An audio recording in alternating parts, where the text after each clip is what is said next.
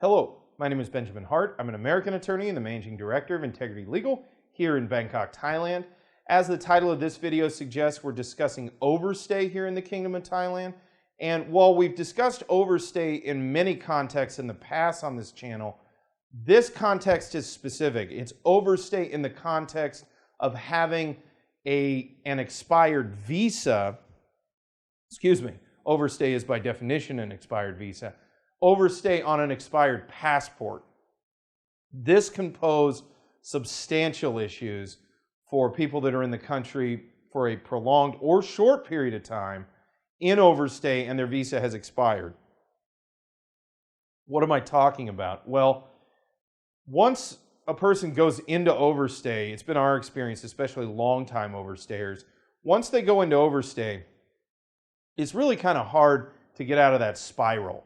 You know, one day leads into the next, weeks go by, months go by, and next thing you know, years have gone by. For example, in a recent article from the Nation, nationmultimedia.com, article is titled, British Bar Owner in Hua Hin Overstays Visa by 8 Years. Prachap Kirikhan, immigration officials have arrested a 50-year-old British expat who overstayed his visa by 2,917 days since his passport expired in June 2011. So, while that sounds like something that somebody should have taken care of long ago, it is easier than one might think to find oneself in a situation where not only their visa is expired, but their passport's expired, and they're at a certain point living just on overstay in the kingdom. One reason for this is people don't routinely walk around the streets of Thailand asking people to see their passports, etc. And if an individual doesn't go to a government office or needs something from the government, they might not show their passport and their visa status for a very prolonged period of time. That being stated, it can lead to profound consequences. This gentleman in question will be deported and probably blacklisted, I would presume, for at least 10 years.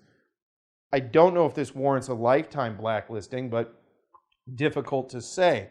That being stated, we do handle cases involving folks who are on overstay that have an expired passport. We assist people by providing consultation services and in certain circumstances liaising directly with Thai immigration in order to not really rectify the situation. Once a person is in overstay, overstay is overstay.